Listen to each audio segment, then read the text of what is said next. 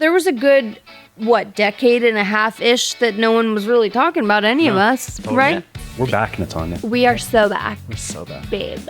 If you were anywhere near a TV in the mid-90s, you already know today's guest. She played Robyn Russo on The Secret World of Alex Mack, one of the defining Nickelodeon shows of the decade, and brought the same warmth and energy to her role in the beloved Babysitter's Club movie.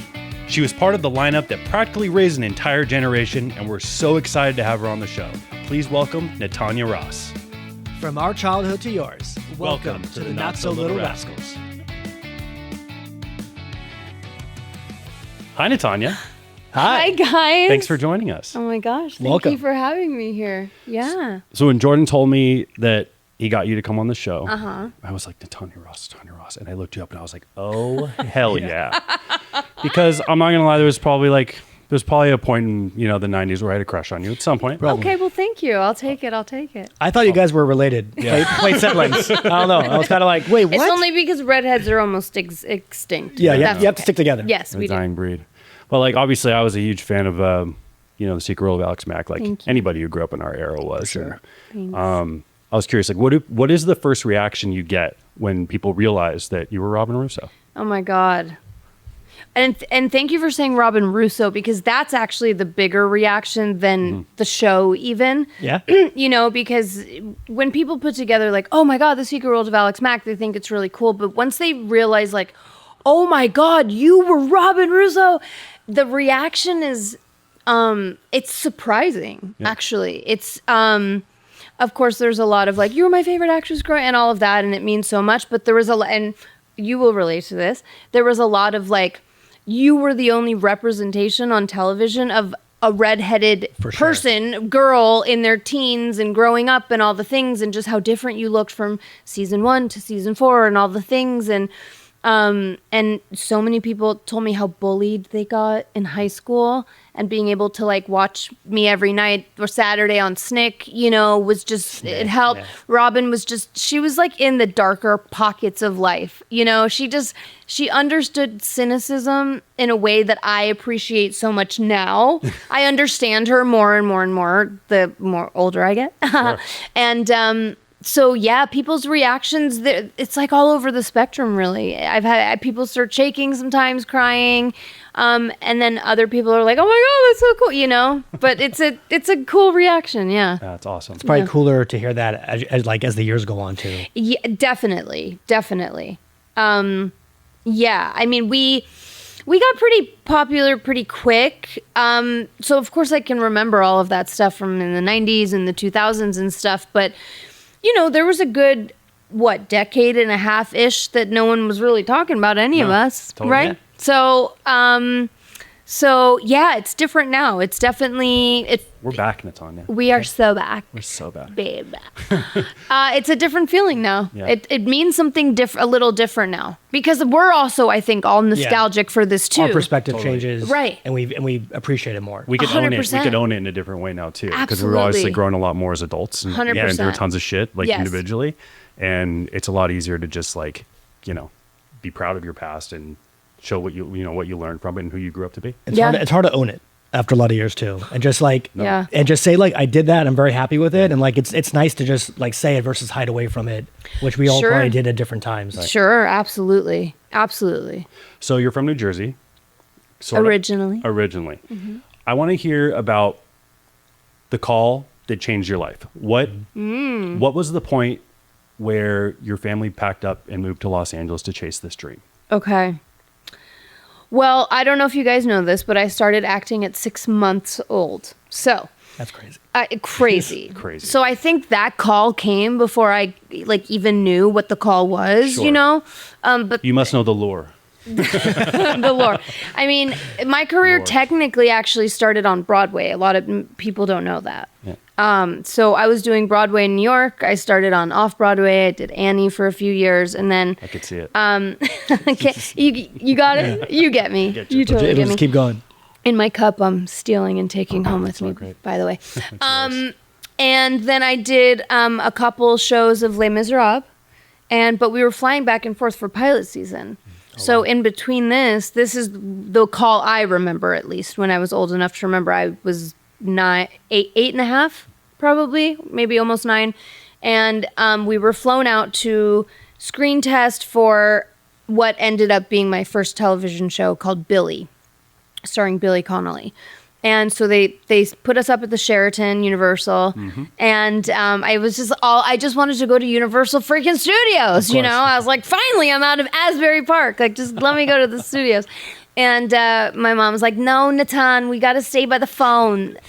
Your manager's going to call any second. David, his name is David. I wonder what happened to that guy. Yeah. Hi. He's waiting for the call. I know. Yikes. He's like, I hate her. No. So finally she agreed to let us go to Universal Studios. She was like so tired of me bugging her. As we were walking down this, like, you know, that like long walk down from Sheraton to go back up, whatever. We just hear, Natanya! And I'll never forget, my manager was running down. He had this like bright orange shirt on. He was like, you got it. You did it. You got it. And my mom was like, oh my God, Natan! That's awesome. It was crazy. Yeah. And so then we ran back upstairs to call my dad, who was back in Jersey. And then once some of the excitement died down, I was like, can we go now? To Universal. That's a great memory, though. Yeah. So that was the call that really changed it all. I mean, I remember like a lot of the big calls, you know, Alex Mack, Babysitter, a lot of that stuff, but that was definitely like... That was the one that changed your life. Yeah. That made you move here. Yeah. So we, you know, did like the thing you don't ever do is break Broadway contracts to come to Los Angeles. And for others, like, what's the reason? To do my first TV show. No, what's the reason you would never break a Broadway? Oh, because you'll blacklist yourself. Broadway never forgets. Yeah, even if you're 8 years old, you will blacklist yourself. Yeah. I know that you have a similarity with Jordan, where for The Secret World of Alex Mack, you auditioned for multiple parts. Correct. Like Jordan, he auditioned for pretty much the entire cast of Little Rascals. Yeah, pretty much. So I want to hear about that process and what was that like? Did you feel any sort of rejection? And then, because I know that there's a pretty cool story about how that role came about. So yeah, I started auditioning for it when everybody else did. And I was auditioning for Alex. And then I was like getting all the way down to last calls, screen testing. And then it would be like, oh, we're going to bring her back and try her for Annie, for the sister. And so then I went back and went all the way to the end for the sister, and it didn't happen. So then they filmed the pilot and every single character got recast. The sister, Alex. Oh, wow. The original, I don't even, God, it's so bad. I don't even know who these people are. I'm Happens so sorry. a lot. I'm so Is sorry. that a chemistry reason? Like, because everyone did a match, or just they're like, okay, we're throwing it all away, trying again? Probably like what they used to do back in the day, those like market research groups. Remember that stuff? Yeah. It was probably something like that, and they just didn't like the cast. The I don't know. testing just didn't work. The testing. I think it didn't happened a lot work. with Kid Cats too, where a lot of people audition for different roles, end up with someone else because you just don't know how a person ends up on screen. And I'm such a like deep believer in the universe too, that it just wasn't meant for those people. It was meant for us, you know. So they went and filmed the pilot, and you know, we thought it was done, and then we got the call like, hey, they're recasting. They want to bring you back in for Alex. So went back and did the same thing again, and it was a no. Then back for the sister, same thing again, and then it was a no. And I was like, fuck this show. Fuck Lynch Entertainment. Just kidding, Tommy. I love you. And so then my agent calls like a month later. They're like, okay, they wrote a part just for you. They love you so much. They wrote you a part. It's just 3 episodes. It's not like a big thing, but you know, this is how much they liked you, and you just have to go down there and put it on tape for them. I was like, okay. And I was very mature at 9 years old. You know, I like 9. No, Were you and 9? actually I was 10. You were 10 when so you were 10 was when 10, that yeah. show started. No, I was 10 when I started auditioning for it. Okay. Yeah. Gotcha. I didn't do it until I was 11 and a half. Were you mature just because of you just were as a kid, or Yeah, I mean, I or just- growing up with all the Broadway and everything else helped make that go faster? Yeah, I mean, before I was like 10 years old, I had done 50 national commercials, Broadway, off Broadway. I did Crimes and Misdemeanors. I did Awakenings. Speaking of Robin Williams, I did Little Monsters. Classic. I did One Life to Live, General Hospital, every soap you can do in New York. I mean, That's all before 10. That's all before 10. Okay. Yeah. Wow. That's a lot. Yeah. And now, because I'm so old in my brain, where was that leading to? Well, I mean, that makes sense why you were so mature at 10. Oh, you're yes. You're Got traveling. it. You're Alex traveling. Mack, You're going right, on right. sets. Yeah, and how Yes. the character You're came living about. a very How the different life. Thank you. Yes. So I just kind of understood the industry already. I mean, I just, I was astute, I guess. So when they said we need her to come back and put it on tape, I was like, oh my fucking God. So I went back there and I walk in and it's 100 other girls, all there for Robyn. I was like, That doesn't feel the same. yeah, this was not written for me, I'll tell you that. But I went in there and I just did such a throwaway, because even at that age, I was already over it. I was like, I'm good. No, it's okay. The burnout started early with you. Very early. But what ended up happening was I went in there and I actually created that character out of this very cynical, just whatever kind of fuck it attitude, and that's how Robyn was born. That's a cool story. You are Robyn Russo versus the other way around. 100%. And also, I'm so honored. I've been dubbed the OG emo goth alt girl of Nickelodeon. Yeah. Well, they weren't showing a lot of shows for an older group of kids. No, we were one of while. the first, live action drama shows for sure. In that, where it was more for it wasn't like a Dawson's Creek type of teen show, Right. but we were teenagers on the show going through teenage stuff in high school and all of the things. And so anyway, went in, did the audition, blah, blah, blah, and got the role, of course. Did the 3 episodes, loved it, loved everyone, at the end of it, I was and then when they yelled rap for me at the end of the 3rd one, they were like, actually, Natanya, can you come back for a second? I was like, I just knew. You killed it. I was like, yes.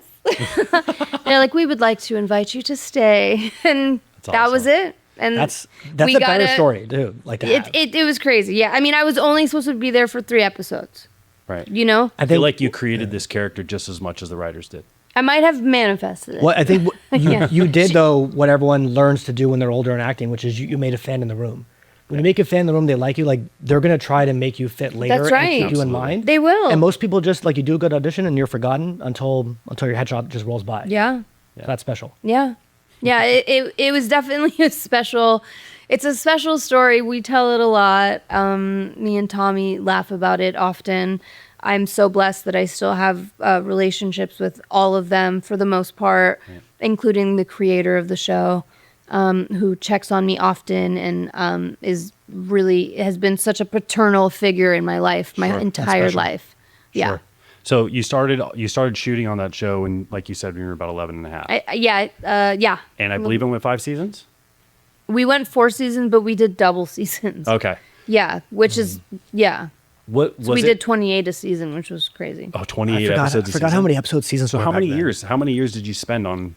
Oh my God. 7 years or something? wow. That's 6 crazy. or 7 years. So yeah. Chunk of your life. You spent some pretty pivotal years. All of my formidable years. I went through all of my puberty, everything on that show. What was the family dynamic like there? Because Jordan and I never got to experience a long-term television show. Right. I did mostly commercials, a couple of features here and there, and guest starring stuff. Same as Jordan. Same. Yeah. And but as a cameraman, I've worked on several long-term shows, 7-8 years, and those people really become part of your family. Oh, they do. Because Yeah. you spend every single day. That's right. 12 hours a day with them. Yeah. Curious what that was like as growing up as a teenager. Absolutely. And we had so many of our firsts together, and then also Larissa and I did another movie together as well. So Shout out Babysitter's Club. Babysitter's Club. Say hello to your friends. We were definitely a family. We still are. We're still so close. It's crazy. They were all at my wedding. And that's not I'm divorced. Can't glaze over that though. That's not very common. It's not to stay friends for that many years, even if you did something for that many years. It's not very That's special. common. Yeah, and also, most people know my boyfriend is Nate Richard, and he was on Sabrina the Teenage Witch, and they're all the same as well, which is so cool to see. They're all awesome, such good friends still. Right. So yeah, we were very much a family. Darius and I were best friends from jump. same with Larissa. I mean, they were all my first best friends in life, you know, and I was a bit of an edgier kid. So I think honestly at a certain point, some of the parents probably were like, you know, let's keep our kids a little bit away from Natanya, which was sad, but that's when my partying in young Hollywood in 90s at that time really started to take off, you know, and they were focused on other things, like they wanted to go to college and stuff like that. And I just, you know, wanted to go to clubs and it's the crossroads time. And live at the chateau and, you know, do blow in the back of Dublin's. And yeah. That's what everyone thinks of 90s child actors, though. Yeah. But also that's what people do in their teens. What age did that kind of start? Like the edginess, like when did the edginess start? And like, you know, when did you start? I think, you know, going down honestly, and especially as a redhead, like you don't, like once you blossom, you blossom. You're either going to be hot or you're not. I mean, it just is what it is, you know? Preach, girl. He's still waiting. I keep telling him it's his time. So man. I think once I kind of understood that boys liked me and stuff like that, you know, I just started hanging out with like the different actor kids groups and that were drinking and they were a little bit older and also like super famous too. And it was just a weird thing. You know, I had so many different friend circles and stuff but you know, the partying didn't get like severe until I was over 18 for sure. Right. But I started drinking pretty young at like 14, 15 years old. Like, were you in school during this time or just doing homeschool? I mean, honestly, I was never not on set. Like there was really very few periods that I just wasn't on something. But I did go to a high school called Excelsior High. It was me, Marla Sokoloff. Called Excelsior? Excelsior. Okay. My first boyfriend, my first love, Ben Gould. Shout out. Oh, there we go. Pretty sure he hates me still. That's okay. Just like any actor kids, you know, it was like 2.5 hours a day with a 30-minute break in between.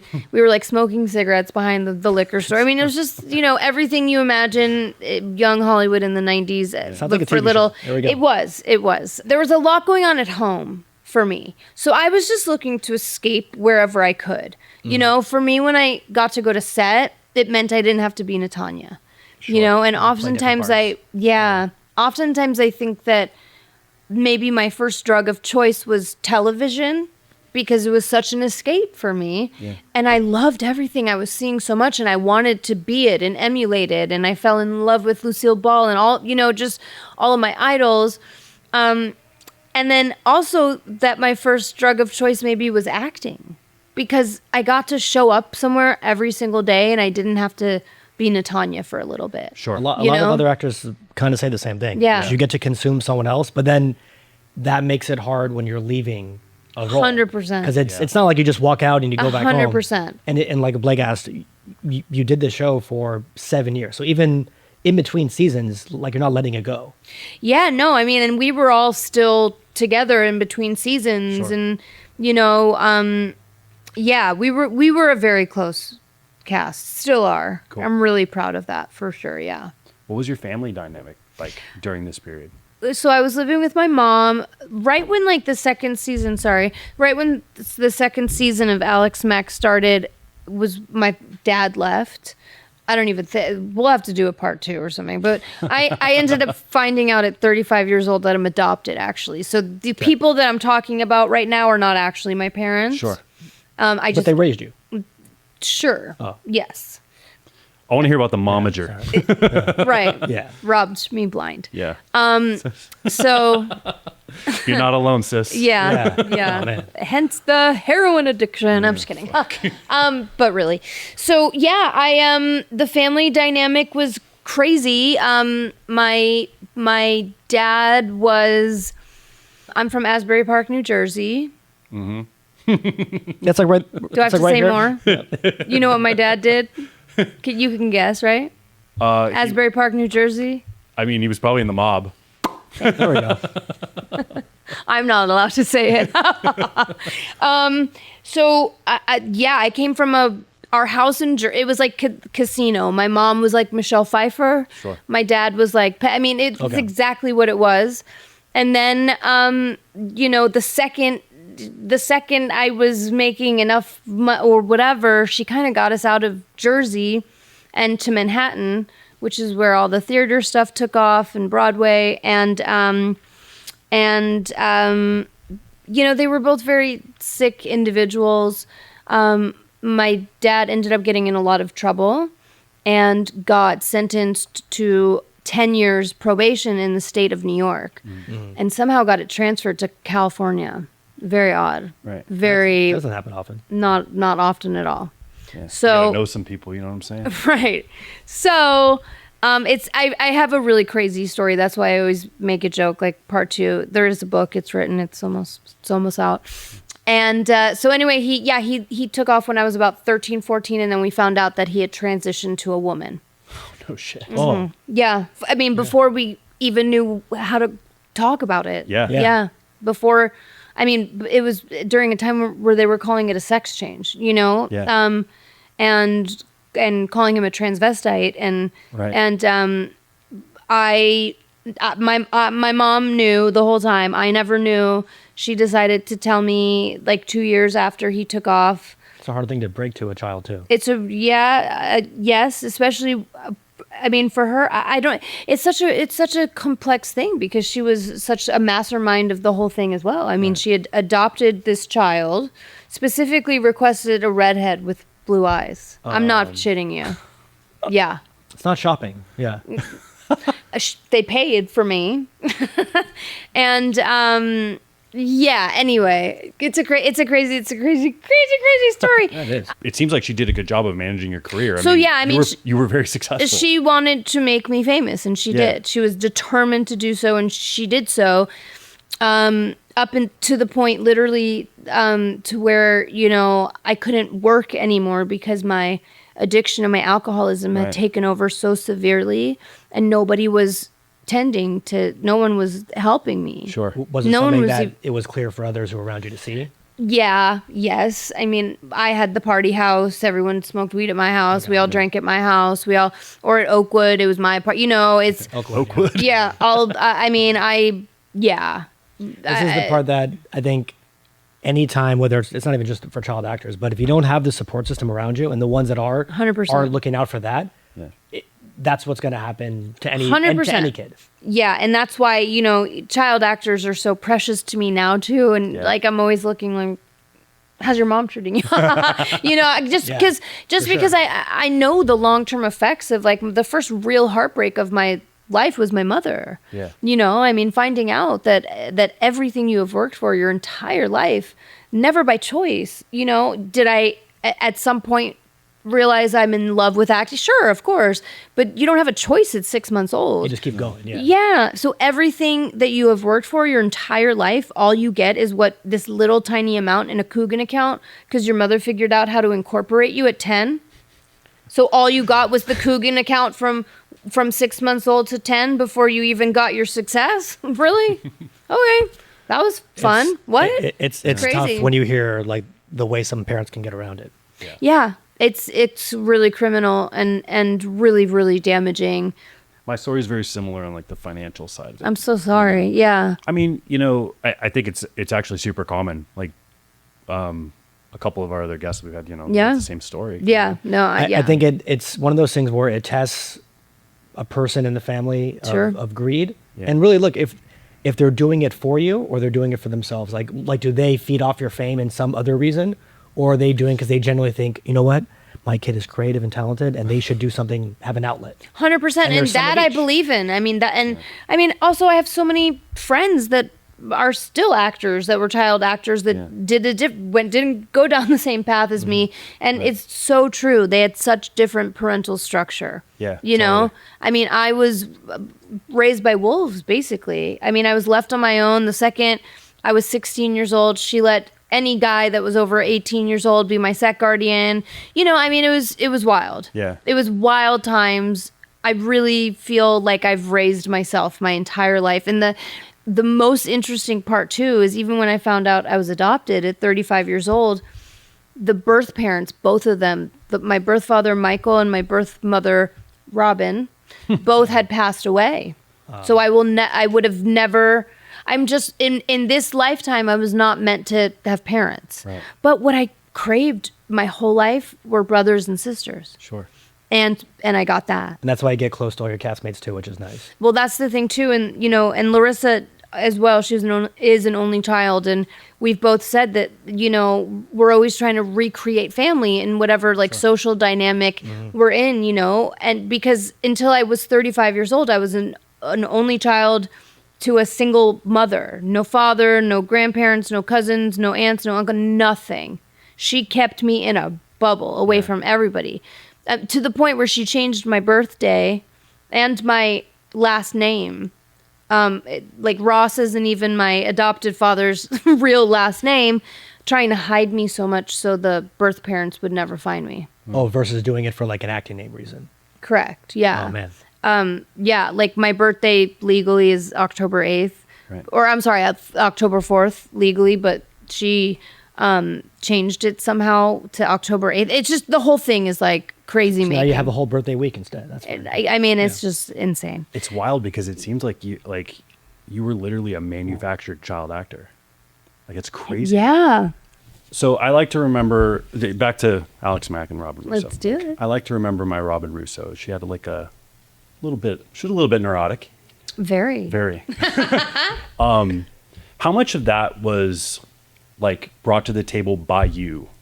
All of it. All of it. Yeah. The writing, so she was named after the other co-creator, Ken Lipman's sister, Robyn. Okay. How much of her attitude and stuff and the writing was after his sister, I'm not sure. But, obviously they gave me incredible writing to work with, but it's just how I played her from jump. It's interesting. I haven't watched the show in its entirety. So the majority of what I've seen are fan edits and clips, which is so sweet. And I watch everything that I'm tagged in. I watch absolutely everything. But it's interesting to see the earlier seasons to the very end episodes, and just how much her character arc, she just really interesting. She really evolved in real time in front of the world in the 90s. As a kid would in that age too. As a teenager would. Honoring being a teenager. Yeah, and especially for that demographic of teenagers in the 90s, where it was not really cool to be goth or emo or alt or any of those things. It wasn't really cool to have an opinion. It wasn't cool to have a political stance. It wasn't cool to know that bullying is not okay. It wasn't, none of those things were cool. But Robyn knew those things were cool. Right. She knew what was cool and she knew what wasn't cool. Right. And so, yeah, I mean,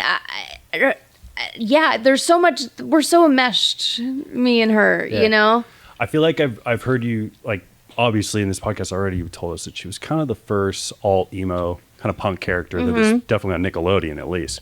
Were you aware of that at the time? Because it seems like you were very mature for your age. You had a very good sense of what was going on. You were even able to make this character 10 times better than it probably showed up on paper. Oh, thank you so much. No, I did no. When did you realize that? How many years later did you go, wow, this was actually the first character of this type? And someone said it to me. Who was it? I did a podcast during COVID and someone was like, I don't know if you know, but on Wikipedia or something like that, you're dubbed and said the whole thing. I was like, oh my God, well, that's amazing. Yeah, it was Daria and then Robyn Russo. Yes, Daria and Robyn. That's right. I saw this interview that you did in 97 is with Variety. And even at that age, you were still knowing that the character was a role model for kids for all those reasons. Yeah. And kind of like what Blake was saying, that's a really mature perspective to have, but to be aware, and then find a way to continue to honor that.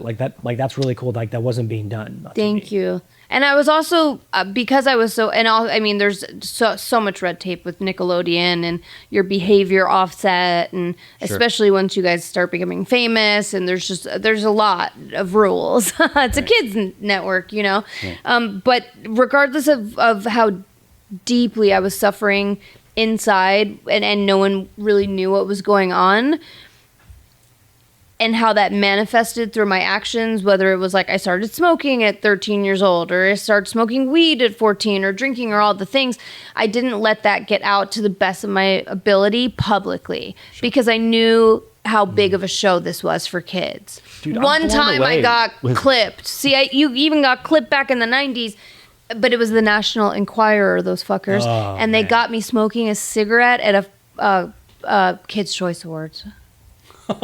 Did that make you cooler back then, or that made That you almost not got me liked? fired.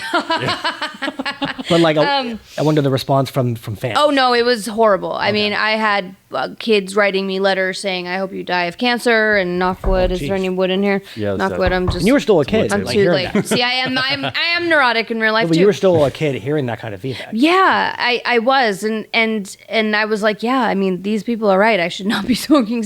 But like, still, just no one was watching anything really, you know. Or being sympathetic Yeah. to maybe why. No one was even asking, Yeah. is everything okay? So no one, you know, there's nothing to be sympathetic to, because I was able to present so well, and hide so much of it.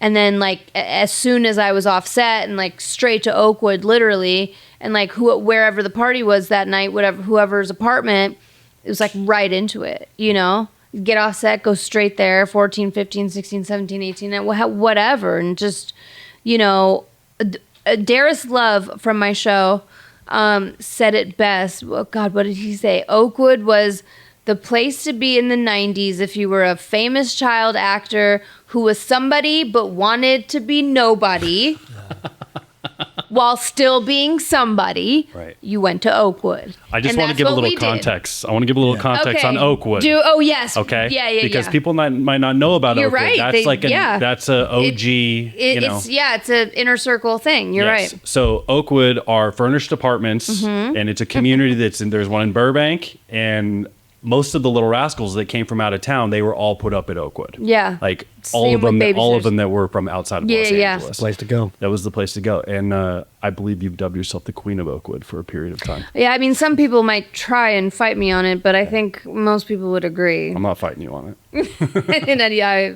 don't fight me on it. What was the realization like when you realized that Alex Mack was done?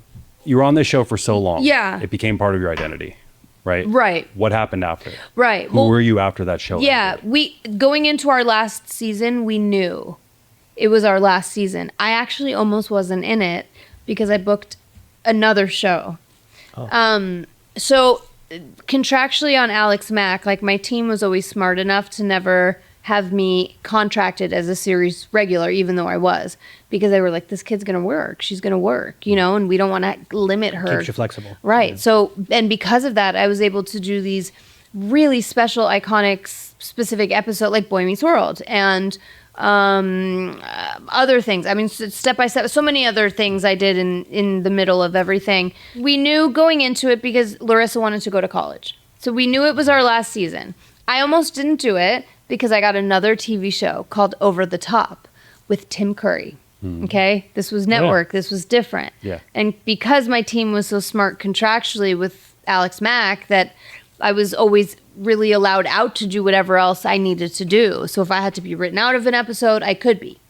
So I go do this pilot.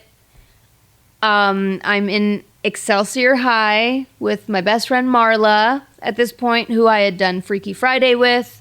I did the Babysitters Club with, and we were best friends. Like we were best that friends. Marla, yeah. Yes. That's why when I said about my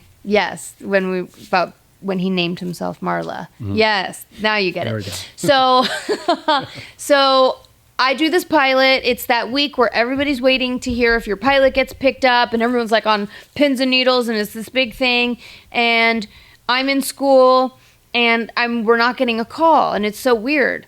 But then my publicist calls me, and she's like, "Congratulations, you guys got picked up. Blah blah blah. This is gonna be huge." But my agent wasn't calling, my manager, and my mother wasn't picking up. So I knew something was wrong immediately. Long story short, I got replaced from that pilot. Oh. I had never been fired from anything in my life.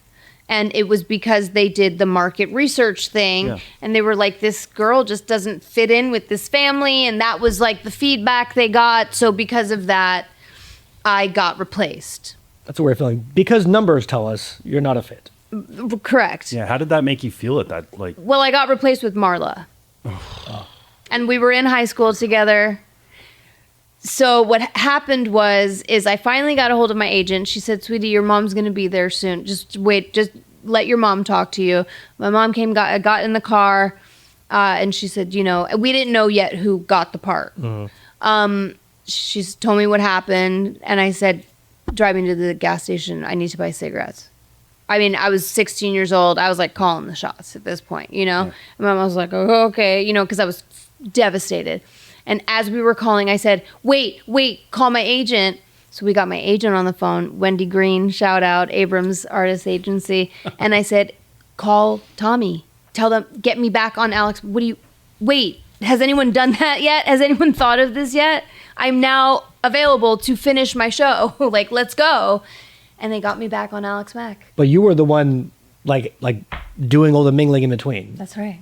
wow, that's actually amazing. I can't believe I got back on the last season because I was in every episode. Yeah. We finished the thing out together strong, and because my best friend replaced me on this show, I got to finish my show So in again, it its was meant to entirety be. and never miss any of It it. definitely softened the blow. For sure, meant to be. Yeah. And like we talked about before, and that at that time was meant for Marla. To go be able to go do that for 13 episodes and that amazing thing. So anyway, crazy stories. I'm just picturing, like, I love this because you and I have talked about this a lot, how child actors are forced to grow up so much faster than everybody else. Yeah. Always. Right. And I'm just picturing this, 16-year-old Natanya in the back of the car. "Mom, I need cigarettes. Call my Yeah. agent. We got to get back on Alex Mack." Like, literally, what are you doing? that's Chop, exactly chop. literally. So you were the real manager of the managers. Yes. I mean, I was the shot caller. Yeah. I didn't Okay. manage myself well, because to answer your question, after Alex Mack, that's when we should have been pushing the hardest. Sure. But Because you had the instead, juice coming off the show. yeah, everybody just let me really do whatever I want. And that's Right. when things started getting really, really bad. Well, tell us. I want to hear about life after Yeah. Alex Mack. I mean, I was working. I didn't Yeah. stop working. It was just episode after episode on a different show, this and that, and some movies, but nothing was like connecting like Alex Mack. I had obviously aged out of that role. I had aged out of being a child actor at that point. Sure. I'm like now 18, 19 years old. I did 90210. I did a lot of I did Baywatch. I did a lot of big stuff. But Hey, Baywatch Club. Yeah, we all did Baywatch. There we go. What? What? It's one of those. We all did Baywatch. That was a wild. And one they're bringing too. it back now too. Yeah. That's I'm right. available. Full circle. And I actually just saw Jeremy's somewhere recently too. Yeah, super full circle. Anyway, Yeah. so after Alex Mack, I mean, I was holding on as hard as I could to my career, but the truth is that the darkness and the sadness and the addiction and all of the depression and all of the stuff inside me was like bubbling so much that like there was no containing it anymore. And now I'm 18. I still haven't found out that she's taken everything because she's like, "Here's your Coogan account, have fun." And I was like, "Oh my God, there's like so much money, That's And enough. so I bought her a house, a beautiful house in Laguna Beach, a car, just all the things. Then I'm like, well, I have this Coogan account. I'm cool for a minute, I was auditioning, I was booking. But then it just became too noticeable, and this was the last hurrah, really. My very last audition was 8 Mile. I'd gotten all the way down to and I was showing up out of my mind, and I was still doing the good job in the room. I guess. It was in your blood. Just to be clear, Yeah. 8 Mile, the Eminem movie, Yes. Brittany Murphy. Correct, yeah. Was that the role you were going out for? No, I was going out for Taryn Manning's role. Okay. But the full circle there is when we first came out to LA to do Billy, it was between me and Brittany. Wow. And she was my first friend in LA. Wow. And She was so fucking awesome. she was Yeah. amazing. And I learned very quickly that not everybody is like this in Hollywood. But not only did I get the part and she lost a part that was supposed to be this huge new TGIF show, her and her mother offered to let me and my mom stay with them for the first That's few awesome. months we were in LA, so we could get accommodated in all of that. You know, my mom was Sure. a weirdo and did not. I wish we would have taken them up. They were amazing. Her and her mom were amazing. But sorry, where was that leading from? We could be here for hours, you guys. Yeah, I love it. I guess we were just like the identity, like because it seems like the role of Robyn Russo and Alex Mack is what really kept the lid on the craziness that came after Alex Definitely. Mack. Yeah, after that it was. I would say after I turned 18, and I moved out. Right. You know, when I finally got out from under her, is when I went wild. Well, and like, do you think if you were still on a show, like, is that routine help you, or is it? Yeah, I think if I had still been on a show, my life probably would have looked really different. But it wasn't supposed to. It just contains it. Yeah, it wasn't supposed to. Sure. Like, you know, once I learned in my adulthood, in my life, that nothing's ever happened to me. It's only ever happened for me. Even if it's just for me to be sitting here right now at 7:31 on Saturday night, and maybe one person in the world that hears this podcast relates to something that I'm saying or something that I've been through, that makes it all worth it for me. For sure. You know, because I've been through some crazy shit. Like after I that audition, by the time for my last, it was the last call before you were going to screen test with Eminem, who I was obsessed with, who wasn't. I was so nervous that I did a bunch of stuff. Yeah. And it was just obvious, visible, noticeable. And by the time I got home, all of my representation had called me and dropped me. Right. Every single one. And only one of them offered to help me and asked me if I needed help. And it was my manager, Beverly Strong, who I will always give a big shout out to. That's nice, because I love it's amazing how the others don't. It was wild. It was just like wow, really? After 18 years, okay. Like, okay, well, you're not booking. See it's getting harder, so. It wasn't even that. It was we heard you showed up on drugs to this very serious last call for 8 Mile. We will absolutely not have you out there representing us like that.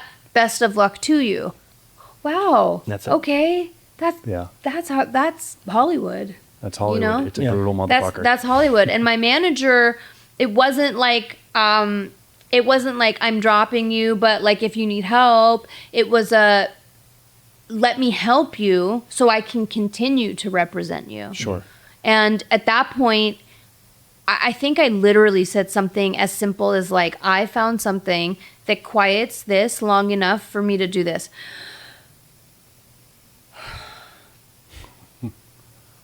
Yeah. And for like however long I could chase the first few moments of whatever high it was for that day, again, I didn't have to be myself. Right. You know, I didn't have to feel those feelings. I didn't have to it was a new escape. It was Was that the end of that chapter? Like of acting? Yeah. Yeah. That was the end of that chapter of acting in a really significant way. I mean, I remember almost like deciding, yeah, okay, I'm gonna chase after this feeling now. I'm gonna take this path and leave acting behind. Yeah. And how long did it take for you to go, okay, enough's enough, I need to get my shit together? You know, I have such a crazy long story. Even when I say it out loud, sometimes I'm like, people must think I'm full of shit because it's just it's wild, you know. But it's I don't know. I've always had a very special connection to the universe. I believe that I've been through certain things, so other people don't have to, you know, because I'm willing to talk about it openly.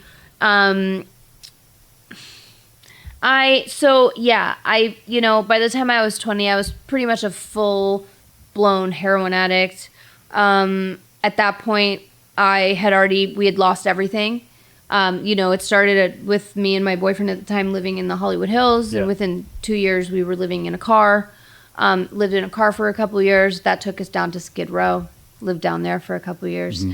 And it's a huge part of my story that not a lot of people...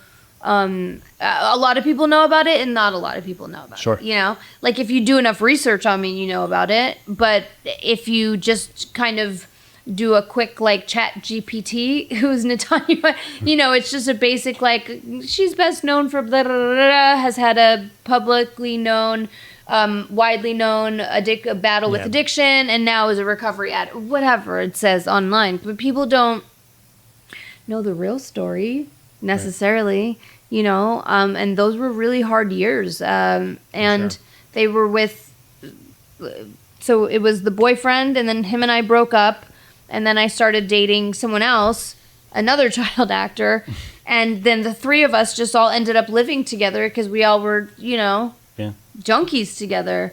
And all three of us incredibly successful actors. So just really wild stuff. That went on and off till I was about 25. I did a couple rehab stints. I tried. You know, I was left for dead on the street. I did call and ask for some money a few times to go to rehab. There was a lot that went on there in order for me to even be sent. Were you stepping away from the group you were with each of those times, or going to rehab and going back to the same? The first time I went to rehab, I left the first boyfriend.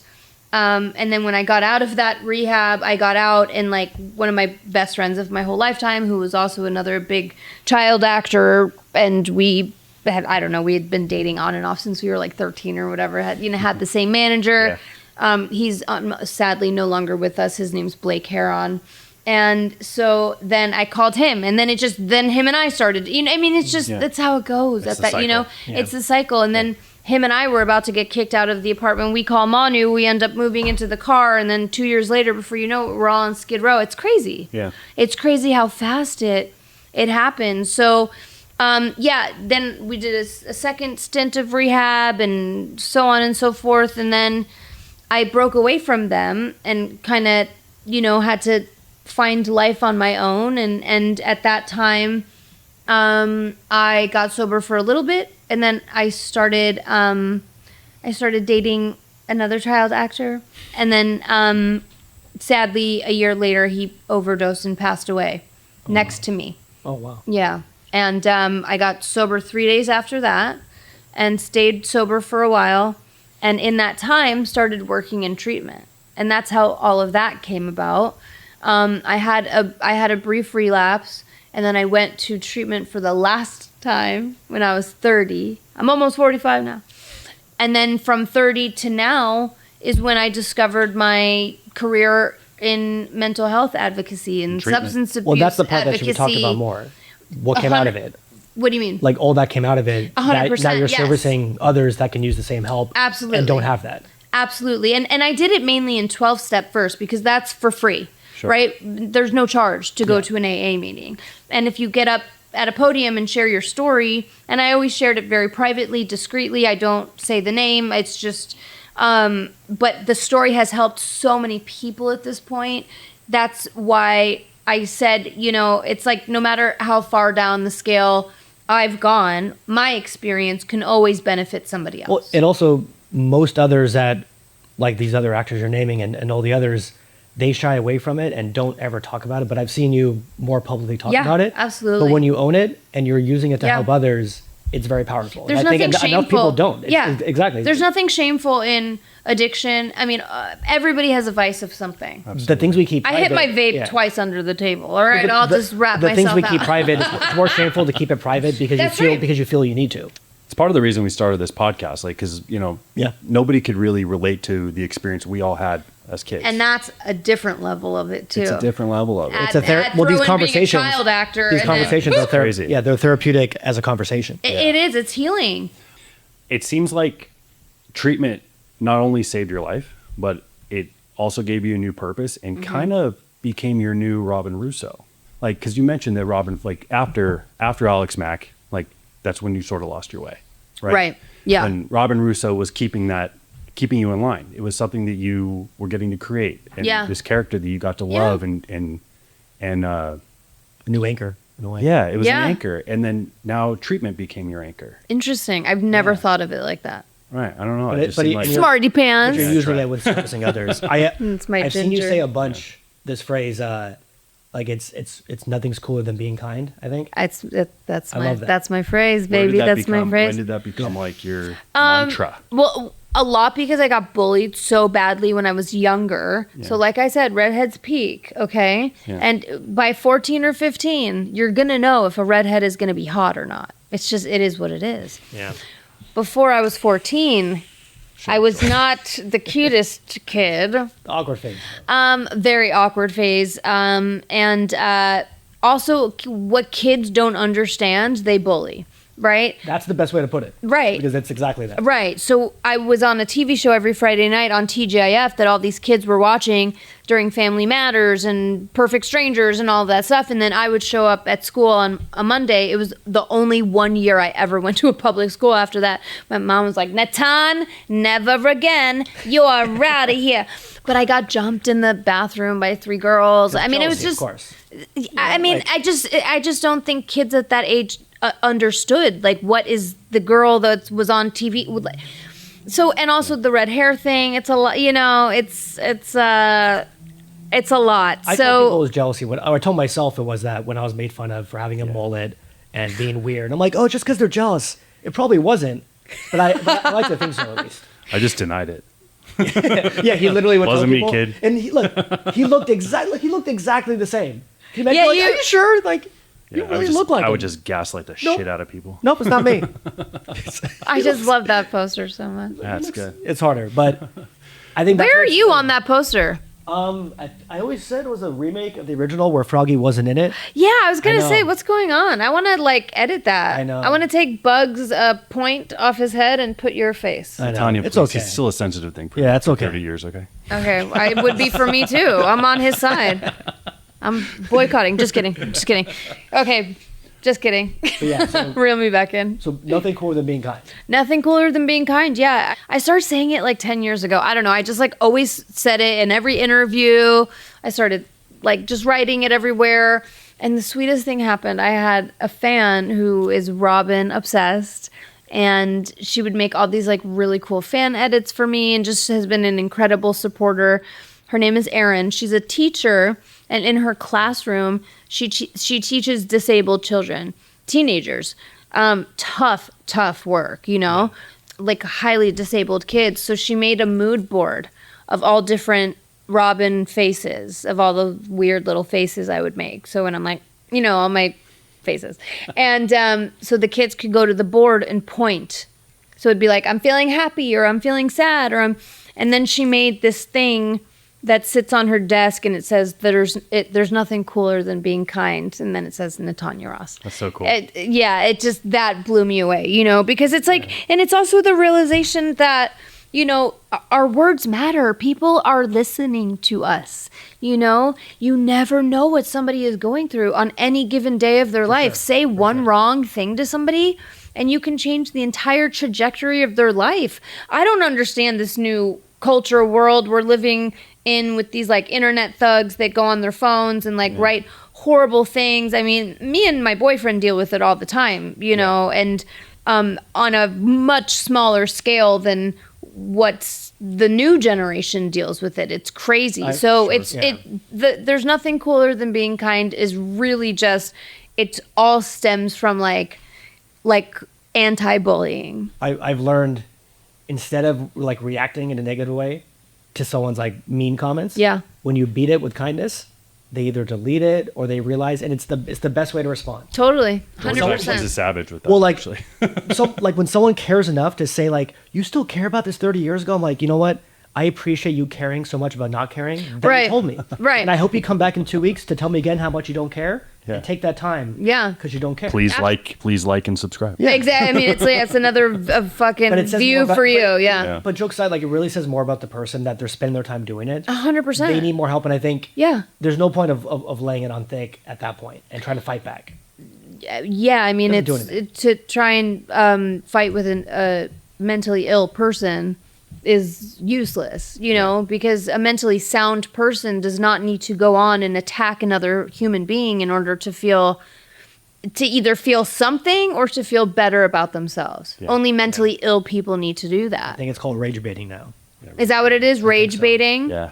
I mean, listen. Everything has a label. I know. In my audition that I had the other day, one of the lines was like, touch grass. I'm like, I actually do know this one. I know this. What does touch grass mean? It's like go outside and like touch grass, like get grateful, like get grounded, come okay, right, that like makes sense. come down to. Yeah. Thanks, babe. I want to look cool, and just in case my stepson is listening. No, but so I try not to ever go there with the comments and stuff. I will get pretty protective when it comes to my boyfriend. Sure. There are times where I see things and I want to absolutely murder people because one, he's the best, He's a sweet nicest, baby angel. best person in the Let's entire. talk about this boyfriend. Yes, we can. We absolutely can. What is the Yes. complex like in this household? I mean, Yeah, tell us. well- I mean, it's Nate. Yeah, we have an interesting household. We really do. Would you mind telling our audience who your boyfriend is? I would not mind. Some of them might know. It's Nate Richard. He played Harvey Kinkle on Sabrina the Teenage Witch, this tiny more than little something. show that a couple people might have heard of. I'm not sure. Yeah. He was America's boyfriend in the 90s. That's what I say. Totally. You know, I mean, goddamn, he was and is so handsome. But the character he played, it's really who he is. Yeah. He's that good. He's that pure. He's that sweet. I saw that Amazon Prime had put out something that said, like, did a clip of him or something and said, like, the OG, if he wanted to, he would. And like, and so of course I reposted, you know, Yeah. and still is. How did you guys connect? And still is. Through Sean Weiss, actually. Oh, cool. Yeah. Through Sean Weiss. And Nate and we knew each other in the 90s a tiny bit. We weren't friends. He was one of the very few men who was respectful of underage women at the time. So Good. I mean, I was pissed. I'm like, who the fuck does this guy think he is? He's not looking at me. He's not talking to me. Fuck this guy. He's too nice looking anyway. Yeah. Not bad boy enough for me. No, he was just a good guy, you know? And I was underage. So he stayed away from me. And then we both went through some pretty crazy divorces and connected a few years after that. And yeah, it's a crazy household. We're both lifelong actors who have had long time sabbaticals. We both woke up one day 10 years ago and had a career again because everybody was so, you know, obsessed with the 90s. Sure. We go on podcasts together sometimes. We both have our Absolutely. own podcasts. We do autograph signings together. Sometimes we get booked and then apart. And he helps me with everything, you know, and he's incredible. And he's the most talented person I've ever known. And a awesome. million times more talented than me. So cool. Well, Yeah. and let's talk about. So you're launching a podcast too. Mm-hmm. What's the inspiration for that? So the inspiration for the podcast, thank you for asking that, actually. It's called We're Still Here, Babe. Oh, that's pretty good. I mean, I think I like it says it in the title, right? Yeah. We're still here, Yeah, babe. The podcast. It was sprung board off the idea that I want to give a platform to child actors, creatives, musicians, whatever, that there's a story beyond the salacious TMZ headlines. And that although some of us, yes, we do get fucked up and we do end up doing the drugs and the things and all, but there's a story after. There's not like a child star, you know what it's like, we're here still. We're still here. And I want to give a platform to those of us that have that story. I want to give a platform to my friends growing up that had and were dealing with things that nobody would have ever imagined. So if somebody that's listening in Kentucky or Ohio or Idaho or wherever right now hears somebody that they grew up watching on television say, yeah, I was depressed every day of my life as a teenager. I had suicidal ideation. I was cutting. I had an eating disorder. Whatever the situations may be.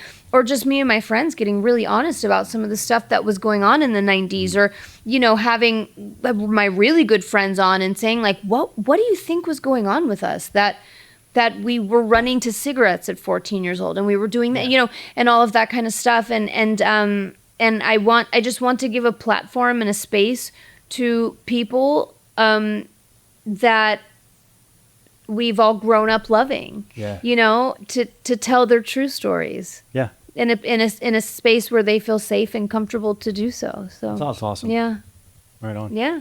Well, congrats. Thank you so much. And when you guys are going to be on it, so Yeah. Get ready. Well, I love this though, because I've been finding more, people similar to us going on podcasts, doing these signings, and it is really nice because I think the nostalgia era is growing more and more with what's happening around us in the world, and like you just want to be remembered of what, and then you should be happier to know, oh, they're doing good, they're doing this. Like I'm happy to know that. 100%. Yeah, because people get so crazed when they hear the headlines and stuff, and then they root for you. They want you to be okay. Yeah. But they don't. So many people don't necessarily like. We need some follow up, and with the follow up, we can remove a little bit of the stigma. And if we remove a little bit more of the stigma, then maybe we can help some people not suffer so much. Yeah, you know. Absolutely. Yeah. So, I assume you've seen like the Nickelodeon documentary and like and you hear about like the Disney star fallout and all that stuff. Like you were coming up during like the height of that time. Like, does that narrative match what you experienced? No, absolutely not.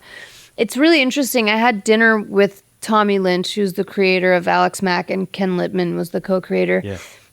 And I watched Quiet on Set. I know they call Dan Schneider the Nickelodeon hitmaker. I don't necessarily agree with that. I think Tommy is the Nickelodeon hitmaker, and he made sure his sets were so completely safe to the point where he made sure to be on set at whatever the first call time was for whatever kid had to be there first, because he wanted to be in the makeup room to see if he could smell alcohol on us and to see what we looked like. Wow. Yeah. It's such a different perspective. It's such a different perspective. And my heart... It's about the people on there and putting it together. Yeah. But the only perspective that people know is the negative one that gets the clicks. Right. Yeah. Right. And my heart breaks so much for them. And I have so many...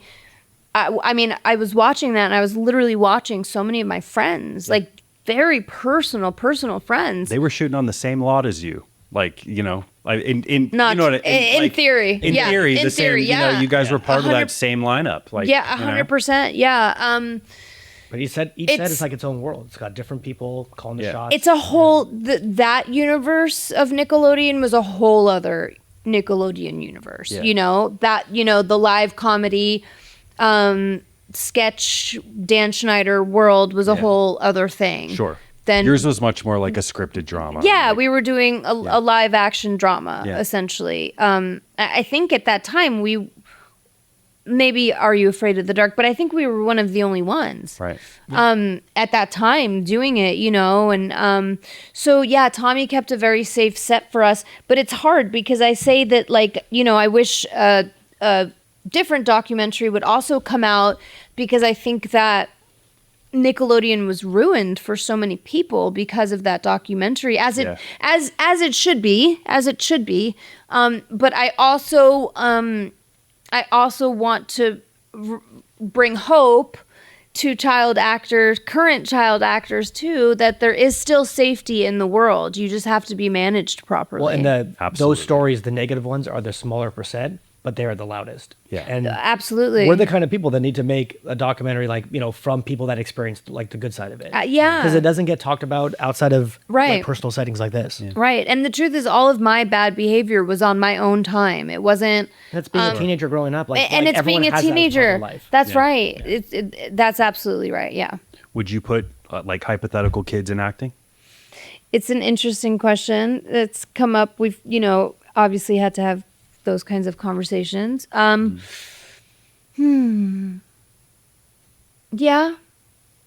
If the kid really wanted it. You know how to navigate it. Only if the kid, that's the difference we hear a lot. Is if they have, if they're able to be part of the choice, it's different. Yeah, 100%. Yeah. Because then it's a creative outlet too. Yeah. You're doing it together. Yeah. I think what's amazing, now that it would have been hard for me at least, is these families that are doing YouTube and where you get instant feedback. Yeah. I don't know how the filming is. Are you filming one day, then you're acting like a real family, normal right. actor? Or is your whole life filming. kind of filming. Yeah. And then like, it's like, your mom takes you to an audition, you don't get feedback 5 minutes later. Right. Imagine filming and 10 minutes later, like you get no likes. Okay, that doesn't work. We have to go back and do it. Yeah. Like that's a hard life for kids. Instant rejection. Yeah.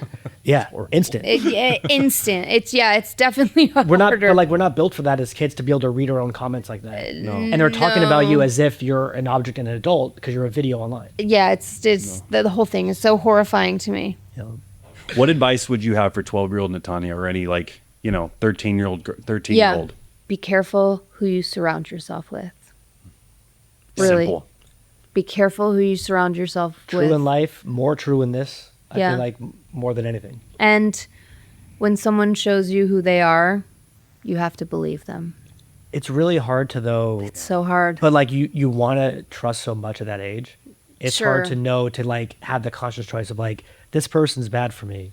Right, 'Cause yeah. We don't have those tools yet. Well, I don't think. Yeah. I think you get those tools from the experience because like all of our parents warn us of all the bad things. Sure. And usually you experience makes you stronger, and Yeah. it's hard without it. I think I would also tell her that it's going to be okay. Yeah. Well, look, that's nice. Yeah. I would tell her it will be okay. Knowing everything that you know and all the experiences that you've had, the good, the bad, the ugly, the weird, would you do it all again? Absolutely. Yeah. Over and over and over. And I would not change a single thing. Awesome. I think that says a lot because Yeah. what you're doing now is powerful and helpful to a lot of other people. I'm trying. Yeah. I'm really trying. Do you have any cool stories from the set of Alex Mack that nobody Any really behind knows the about? scenes fun. I mean, yeah, of course. You want to? I have all the stories. You want to give us something good? Sure. Let's see. Larissa smoked weed for the first time with me. Pretty sure she smoked a cigarette for the first time with me. But she might have gotten drunk for the first time with me. Yikes. Okay, that's not great. Here's another fun one. In our second-ish season, a young man named Ben Smith joined our cast, another redhead. Ben and I had been friends since we were like 8 years old. We had like had this weird crush on each other on and off, on and off, on and off. And in the show, I think for like a little bit, they did a like will they or won't they with Robyn and Lewis, kind of. Anyway, but one time we snuck behind one of the prop trucks and made out. Classic like teenager fun. You know? And then I drank a beer. I was like, watch this. Throw it back. Such a loser. You're so Like, that is fucking cool. not, I know. It's like the least cool thing to be doing. I'm trying to think of anything else. Oh, here's the best one. For one of our rap parties, they shut down Magic Mountain for us. Oh, that's awesome. Oh, really? Mm-hmm. That's like you only get that if you're graduating like high school. Yeah. That's cool. But you got to share it with all the other high schools. Yeah. Or your series finale of Alex Mack. Of a top performing That's show, legit. one of the biggest networks at the time. I mean, As that's some fun stuff. Yeah. as a awesome. star of Nickelodeon, was there ever like Nick versus Disney beefs or like attitude towards? Oh, that network? yes. I'm sure there were, but I don't know if I was involved in any of it. Okay. It seems like it's So- always one side or the other. Yeah, I don't. Honestly, like, it was kind of like that. Like, the Nickelodeon kids all hung out together. Yeah. You know, those shows all kind of hung tight. Even still to this day, it's kind of funny how it is. But, I mean, I didn't have any beef with anyone on, not that I know of. They probably had some beef with me. You were too There you busy go. managing your successful career. Yeah, exactly. Mom, get my agent on the phone. Exactly. After all the stuff you've done, this, Alex Mack, Babysitter's Club, like all the theater, the commercials and stuff. Are you proud? Oh, yeah. Yeah. Yeah, for sure. Yeah. I'm really proud of all of my work in the 90s. I'm really proud of like, even no matter how scared I was, every time I showed up on a podcast or an interview and spoke openly about some of the things I've been through in life in hopes that maybe it'll help somebody else, I'm really proud of that too. I'm proud of that as much as I'm proud of the acting legacy, Yeah, it's very brave. That's more like a very mature and human outlook of it all. Thank to you. be proud of. Thank you. Anyways, like this has been awesome.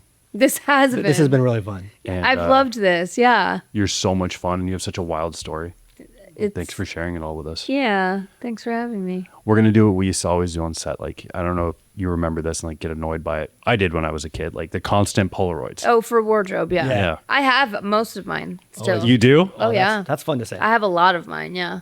Actually, I have another question. Okay. Who was an actor or producer or director or someone that had like a major impact on your life? Like, who is someone who A lot. you think about that interaction and like are like, wow, I can't believe that happened.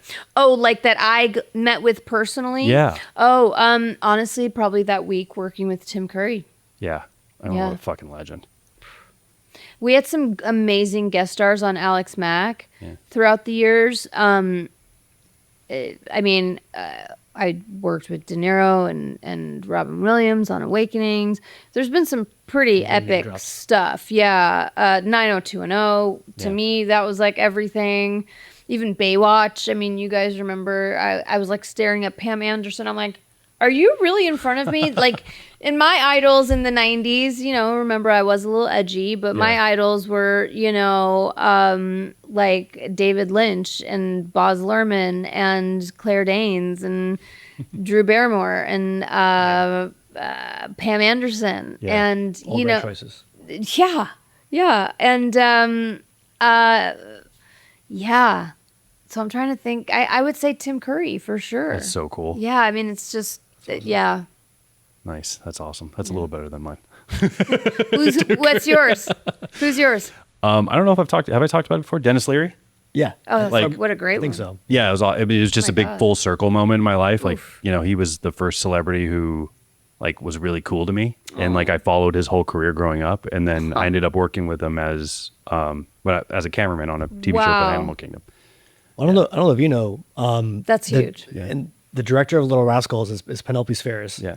And after, like some years later, she was directing Black Sheep with Chris Farley and David Spade. Oh, wow. And she like called me in to like really just kind of just just give me a small role. Like Yeah. someone likes you, but at the same Yeah. time I was offered the role of Carpool, and she was like, I want you to be in this, but that's a real movie that's going to film for a while. That's much better. So you should Yeah. take that. Yeah. And it was like really nice to have someone that was actually like, this makes sense and this is going to be a good part for you. Right. And then I got to go to the premiere of Black Sheep awesome. and meet Chris Farley. I'm like, oh, that was awesome. Oh, that's so cool. And then I definitely remember auditioning and calling David Spade Martin Short. I was like, I look back and maybe he was complimented, but I was like, my mom was like, how could you do that? Oh, my God. I just saw Spade. That's I just saw amazing. Spade the other day at the Comedy Store. He was great. Still dry and funny. He's fucking great. He's so fucking so great. funny. I was just at the Comedy Store the other day, too. Yeah, I love it. Love we go that a lot. place. You do? Yeah. We do fun too, place. actually. Yeah, we it's should one of my all. favorite We should. Yeah, spots. we should That'd all be fun. go as a group, and Yeah. it was so much fun. Yeah, Oh God, that'd be good. That'd be some good crowd work. it would. Wait, you're all here together? Yeah. Oh, you want me to stand up and come on stage with you? Sure. Well, when me and Marty and when we all go out, Yeah. I mean, it always tends to end up on something. There was definitely, we did a Rascal reunion, I think it was like the 20th or 25th. And the night before to all hang out because someone flew everyone in who was out of town. Mm-hmm. We all went to the bowling alley over here. Yeah. And in my Pins. mind, Pickwick? Pins. Oh, pin. Yeah. And like while we're course. there in my head, I'm like, somebody's got to look and be like, they're all here. What is this? Oh my God. Yeah. Like I was just, because like, it's never happened. We I were never know. all together. It was just really funny. Same for. I can't make the full announcement yet because I'll get in trouble. But same for Alex Mack. For our cast, we've actually never appeared anywhere all together as the adults. main cast. Yeah. To celebrate our 30-year anniversary. So Be on the lookout. stay tuned. Hint. Yeah, that's awesome. Yeah, stay That's tuned. awesome. That'll for- explode some exciting. heads. That's a good tease. Yeah, I mean, That's a good tease. Something might be happening. I don't know. What's more fun to even though is like everyone is even happy to do that together is the best part because there's a 100%. lot of casts that it's not possible. Right. Like some people are just so Yeah. recluse that they don't want to go back, and maybe it's a positive or negative, but Yeah. you just can't do it. Absolutely. And then some casts get really lucky for sure. Yeah, Oh my God, we're doing yeah. it. Ready for your Polaroid I'm moment? scared. Yeah. Oh my God. want to do this. Have everyone have it and sign, and we're gonna have a nice memento of all of our guests together, Okay, wait. Hold on. Let me get cute. like Polaroid cute, right? Yeah, It's different. Polaroid cute. Yeah.